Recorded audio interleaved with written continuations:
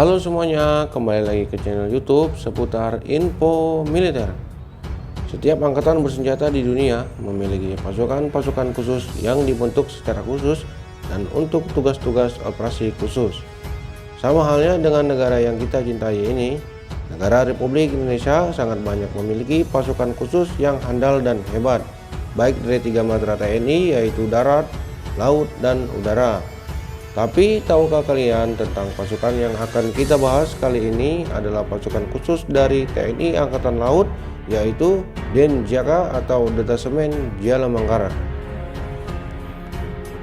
Detasemen Jala Mangkara atau yang disingkat Denjaka merupakan elemen angkatan bersenjata Indonesia yang paling disegani dan terbaik yang dimiliki TNI Angkatan Laut.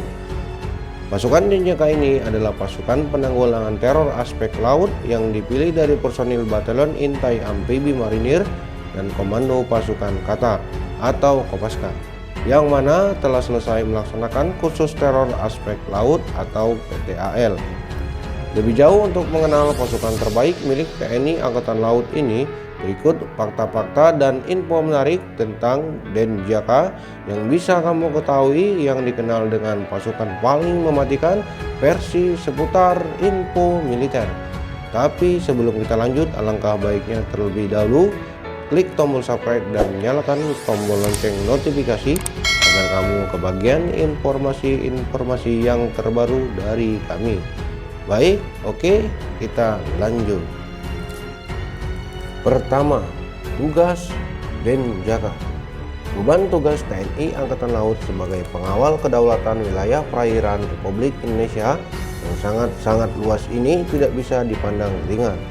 Untuk mendukung tugas besar tersebut, TNI Angkatan Laut memutuskan satuan elit yang sanggup berurusan dengan para pelaku tindak kriminal yang melanggar aturan negara yang kita cintai ini. Sebagai satuan elit, pasukan ini wajib beraksi secara terselubung dan minim publikasi. Karena itulah, detail teknis dan struktur yang bernama resmi Detasemen Jala Mangkara ini tidak dipublikasikan secara terbuka. Berdasarkan surat keputusan Kasal nomor Skep garing 2848 garing 11 Romawi garing 1982 tanggal 4 November diperingati sebagai Hari Denjaka. 2. Sejarah awal pembentukan Denjaka. Dulunya pasukan ini bernama Pasusla atau Pasukan Khusus Laut. Pada awal pembentukannya, pasukan khusus TNI Angkatan Laut ini hanya beranggotakan 70 personil pilihan yang berasal dari pasukan khusus John Taipib Marinir dan Komando Pasukan Kata TNI Angkatan Laut. Ujung komando pembinaannya hingga siap beroperasi sepenuhnya menjadi tanggung jawab Panglima Armada Kawasan Barat yang dibantu Komandan Korps Marinir. Sementara wewenang penugasan operasi satuan ini berada di tangan Kepala Staf Angkatan Laut. Pada tanggal 13 November 1984, Panglima ABRI lewat usulan Kepala Staf Angkatan Laut menyetujui pengubahan Pasusla menjadi satuan teror yang pembinaannya khusus di bawah Komandan Korps Marinir. Panglima ABRI akhirnya secara resmi mentasbihkan nama Pasusla menjadi Detasemen Jala Mangkara atau Denjaka TNI Angkatan Laut pada tahun 1997 hingga saat ini. Ketiga, Markas Besar Denjaka.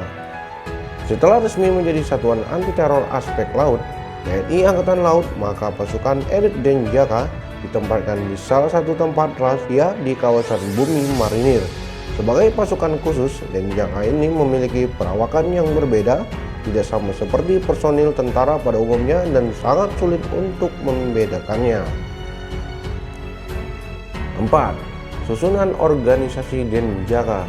Secara garis besar, susunan organisasi Denjaka terdiri atas 1 Detasemen Markas, 1 tim markas, 1 tim teknik, dan 3 tim tempur yang menyandang nama sandi, tim Alpha, tim Bravo, dan tim Charlie. Untuk serbu sendiri terbagi dalam 3 tim, yaitu tim permukaan air, tim bawah air, dan tim lintas udara. Masing-masing tim beranggotakan 12 sampai dengan 14 prajurit pilihan dengan berbagai macam keahlian, mulai dari penjinakan bahan peledak, medis tempur, komunikasi elektronik, teknologi informasi, dan masih banyak keahlian-keahlian lainnya. Selain kapasitas tempur, Denjaka juga memiliki kualifikasi psikologi dan negosiator. Sejak tim serbu Denjaka ini masuk ke lokasi sasaran, menyerang hingga evakuasi personil plus Sandra hanya menghabiskan waktu kurang lebih 15 menit. 5. Metode pelatihan Denjaka. Pada dasarnya, materi pendidikan anti teror Denjaka tak jauh beda dengan kebanyakan unit di jajaran TNI dan Polri. Hanya saja ruang lingkup operasinya lebih banyak berada di lautan. Nah, selain metode pencapaian sasaran lewat teknik lintas udara, juga dikenal penerapan metode lintas bawah air atau selam komando, serta lintas permukaan air secara silent. Metode lintas air senyap dilakukan baik dengan renang tempur atau menaiki perahu karet bermotor. Pada prakteknya, pasukan Denjaka memiliki selalu gabungkan 3 macam teknik perlintasan secara senyap tersebut guna mencapai sasaran yang berada di tengah laut menjelang tengah malam. 6. Rekrutmen Denjaka. Rekrutmen personil Denjaka diambil dari personil Yontai Pip Marinir dan Komando Pasukan Qatar, serta kemudian digembleng satu program pelatihan bernama Penanggulangan Teror Aspek Laut atau PTAL. Selama kurang lebih 165 hari, para peserta PTAL dididik habis-habisan hingga melebihi batas kemampuan rata-rata prajurit biasa yang meliputi materi intelijen, taktik dan teknik lawan teror, serta lawan sabotase, hingga materi komando kelautan. Pendidikan dan pendalaman teori dijalani para siswa kursus PTAL di Mako Denjaka dan beberapa tempat lainnya di berbagai tempat di Pulau Jawa yang diketahui secara umum tempat-tempat tersebut. 7. Persenjataan Denjaka. Sebagai satuan yang kerap berurusan dengan aneka tugas ancaman dan gangguan yang berisiko tinggi dari berbagai hal yang ingin mengganggu negara kedaulatan Republik Indonesia, pasukan Denjaka ini mengandalkan persenjataan canggih dalam gelar pertempuran jarak dekat. Senjata andalan Denjaka di lapangan yang bisa diketahui antara lain terdiri pistol P226 buatan Sig Sauer Jerman, senapan serbu HK416 dan Sig 516, G36C dan G36P. Kemudian ada pula peralatan selam lengkap, peralatan paralengkap, alat komunikasi nirkabel dari jenis yang kebal jamming, senter kedap air hingga alat bantu navigasi GPS hingga teropong malam. Tidak hanya operasi anti teror dan sabotase, satuan Denjaka dapat pula dilibatkan dalam berbagai operasi rahasia lainnya berdasarkan perintah langsung dari Panglima TNI. Hingga kini keberadaan satuan ini terbilang dirahasiakan, bahkan penugasan Denjaka hitam tidak tercatat resmi di markas besar TNI Cilangkap. Demikian tadi fakta-fakta dan informasi menarik yang bisa Anda ketahui. Semoga video ini dapat bermanfaat. Tinggalkan like dan komentar kamu agar menjadi bahan diskusi kita bersama.